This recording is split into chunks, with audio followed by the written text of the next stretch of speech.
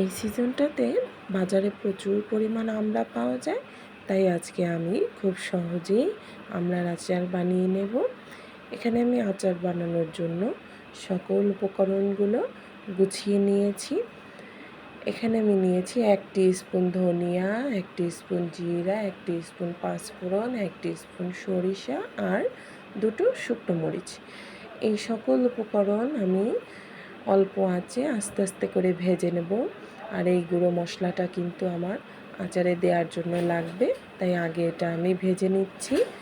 এই তো আমার মশলা ভাজা হয়ে গিয়েছে, এখন আমি এটা ব্লেন্ডারে ভালো করে গুঁড়ো করে নেব। এই তো আমার গুঁড়ো করা হয়ে গিয়েছে। এখানে আমি কিছুটা গুঁড়ো মশলা আর হোয়াইট ভিনেগার নিয়েছি, এটা আমার সবার লাস্টে প্রয়োজন। এখন আমি আচারটা বানাতে চলে আসলাম। এখানে আমি নিয়েছি 1/2 কাপ পরিমাণ সরিষার তেল, তাতে দিয়ে দেব 2টো তেজপাতা, 2টো শুকনো মরিচ, এখানে দিয়ে দিচ্ছি 3-4টে দারচিনি, কিছুটা রসুন কোয়া, এখানে দিয়েছি 2-3টা এলাচ। ভালো করে মশলাগুলো একটু ভেজে নেওয়ার পরে এখানে আমি দিয়ে দেব 1 টেবিল চামচ পরিমাণ আদা রসুন বাটা। মশলাটা ভালো করে ভাজা হয়ে গেলে এখানে আমি কেটে রাখা আমড়াগুলো দিয়ে দেব। এবার মশলাটার সাথে আমড়াগুলো ভালো করে ভেজে নেব। ভেজে নেওয়া হয়ে গেলে এখানে আমি দিয়ে দেব 1 টিস্পুন লবণ, আর দিয়ে দেব 1/2 টিস্পুন হলুদ গুঁড়ো, আর দিয়ে দেব 1 টিস্পুন মরিচের গুঁড়ো, যাতে কিছুটা কালার আসে, তাই একদম ফ্যাকাশে যেন না লাগে। এরপরে ভালো করে আবার মশলাগুলোকে নেড়েচেড়ে মিশিয়ে নেব।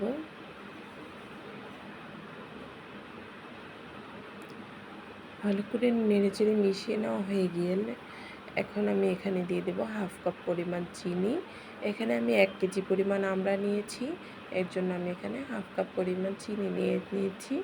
আমার বাসায় যেহেতু ছোট বাচ্চা, তাই আমি চিনির পরিমাণটা বেশি দিয়েছি, যাতে ও খেতে পারে। ঝালের পরিমাণটা কম দিয়েছি, আপনারা চাইলে আরও বাড়িয়ে কমিয়েও নিতে পারেন। এই তো বারবার মশলাগুলো নেড়েচেড়ে কষিয়ে নেব, ঢাকনা দিয়ে ঢেকে আমড়াগুলো সিদ্ধ হয়েছে কিনা সেদিকে বারবার চেক করে নেব।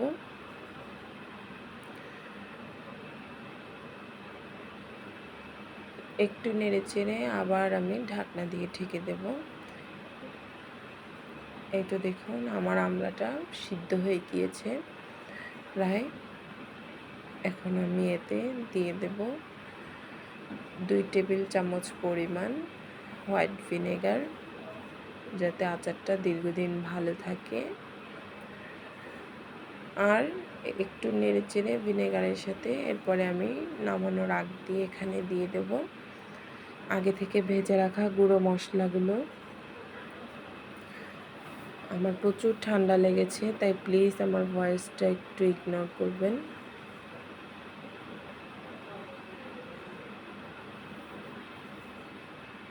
এই তো আমি গুঁড়ো মশলাগুলো দিয়ে দিলাম।